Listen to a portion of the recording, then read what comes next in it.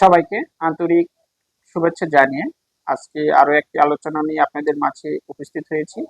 আলোচনায় রয়েছি আমি doctor Sreemohan Kumar, homeopathic consultant, homeopathic medicine. আমি একজন রেজিস্ট্রেশন প্রাপ্ত হোমিওপ্যাথিক চিকিৎসক। তো বন্ধুরা, আজকে আমি আপনাদের সাথে যে বিষয়টি নিয়ে আলোচনা করব সেটি হচ্ছে শুক্রস্খলন। শুক্রস্খলন এমন একটি বিষয়, এটি যদি অধিক পরিমাণে কোনো পুরুষের হয়ে থাকে তাহলে সেই পুরুষ নানা ধরনের বিপত্তির মধ্যে পড়ে যায়।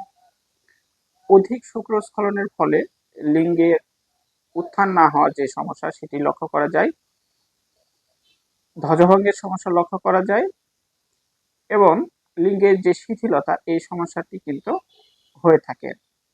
একজন পুরুষের যদি দীর্ঘ সময় ধরে এই শুক্রস্খলনের সমস্যা হয়ে থাকে তাহলে তার জীবনে যে সুখ শান্তি এটি কিন্তু নষ্ট হয়ে যায় এবং বিবাহিত জীবনে গিয়ে সেই যুবক বা পুরুষ নানা ধরনের জটিলতায় পড়ে যায়।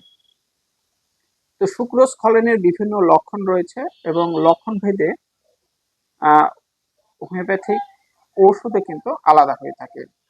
তো আজকে আমি কয়েকটি লক্ষণের কথা বলবো, এর মধ্যে থেকে একটি লক্ষণের জন্য একটি হোমিওপ্যাথিক ওষুধের আহ, কথা বলবো, যে ওষুধটি অত্যন্ত কার্যকরী ভূমিকা পালন করবে ওই লক্ষণের ক্ষেত্রে।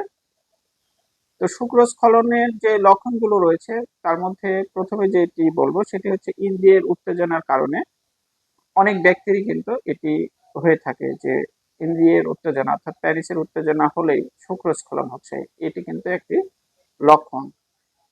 লিঙ্গ উত্থান হয় না কিন্তু শুক্রস্খলন হয়ে থাকে, অনেকেরই এটি লক্ষ্য করা যায় যে লিঙ্গের কোনো ধরনের উত্তেজনা নেই বা উত্থান নেই কিন্তু শুক্রস্খলন হচ্ছে, এটি একটি কিন্তু লক্ষণ এই শুক্রস্খলনের। স্বপ্নদোষ বেশি হয় এবং অসারে শুক্রস্খলন হয়। অনেকের কিন্তু স্বপ্নদোষের মাধ্যমে শুক্রস্খলন হয় এবং অনেকের কিন্তু অসারে বুঝতে পারে না ঘুমের মধ্যে শুক্রস্খলন হয়ে গেছে, এটি কিন্তু লক্ষ্য করা যায়। স্ত্রী সহবাসের পরেও কিন্তু কোনো কোনো ব্যক্তির আহ শুক্রস্খলন হচ্ছে, এরকম লক্ষণ কিন্তু আমরা রোগীর মুখে শুনে থাকি। নিদ্রাকালে শুক্রস্খলন হয়, অর্থাৎ ঘুমের মধ্যে দেখা যাচ্ছে শুক্রস্খলন হয়ে গেছে, রোগী বুঝতেই পারছে না। এই যে লক্ষণগুলো, এর পাশাপাশি আমরা আরো একটি লক্ষণ দেখতে পাই যে মল ত্যাগের যদি বেগ আসে এবং এই মলত্যাগের বেগ আসার সাথে সাথেই রোগীর শুক্রস্খলন হয়ে যাচ্ছে। এই যে লক্ষণ, এই লক্ষণের জন্য আজকে আমি একটি হোমিওপ্যাথিক ওষুধ সম্পর্কে আলোচনা করব, যে ওষুধটি অত্যন্ত কার্যকরী ভূমিকা পালন করবে এই মলত্যাগের বেগ আসার সাথে সাথে যাদের শুক্রস্খলন হচ্ছে তাদের জন্য অত্যন্ত গুরুত্বপূর্ণ হবে এই হোমিওপ্যাথিক ওষুধটি। বন্ধুরা, এতক্ষণ যে লক্ষণটির কথা বললাম যে মলত্যাগের বেগ আসার সাথে সাথে যাদের শুক্রস্খলন হয় তাদের জন্য যে কার্যকরী হোমিওপ্যাথিক ওষুধ সেটি হচ্ছে সাইলেসিয়া। এই সাইলেসিয়া হোমিওপ্যাথিক ওষুধটি কিন্তু একজন রোগীর যদি মলত্যাগের বেগ আসার সাথে সাথে বা মলত্যাগ কালে চাপ দিলেই শুক্রপাত হয়ে যায় বা শুক্রস্খলন হয়ে যায়, সেক্ষেত্রে কিন্তু এটি অত্যন্ত কার্যকরী ভূমিকা পালন করে থাকে।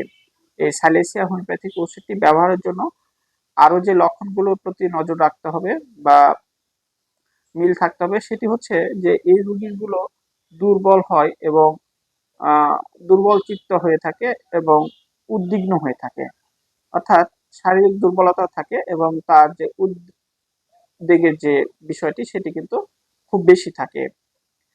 এরা উত্তেজক খাবার কোনোভাবেই খেতে পারে না, অর্থাৎ অতিরিক্ত ঝাল মশলা তেল যুক্ত যে খাবারগুলো এগুলো সহ্য করতে পারে না, এগুলো খেতে পারে না। এটি আরেকটি গুরুত্বপূর্ণ লক্ষণ, এই রোগীর যে রোগগুলো রয়েছে তার মধ্যে যে ফোড়াগুলো হয় বা নালী ক্ষতগুলো হয় বা পায়ের যে সমস্যাগুলো হয় এগুলোতে প্রচুর পরিমাণে পুষ সঞ্চয় হয়, এটি কিন্তু এই রোগীর একটি অত্যন্ত গুরুত্বপূর্ণ লক্ষণ। রোগীগুলো সাধারণত শীত কাতুরে বেশি হয়ে থাকে আর এদের নৈতিক ও দৈহিক সাহসের অভাব হয়ে থাকে, অর্থাৎ শারীরিক দুর্বলতাও থাকে, মানসিক দুর্বলতাও থাকে, নৈতিক দুর্বলতাও থাকে, আপনার দৈহিক দুর্বলতাও থাকে। এই যে দুর্বলতা এটি কিন্তু এই সাইলেসের রোগীর মধ্যে পাওয়া যায়।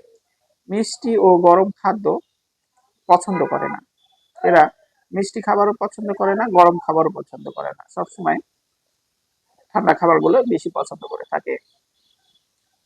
অত্যন্ত পিপাসা থাকে কিন্তু ক্ষুধার অভাব থাকে।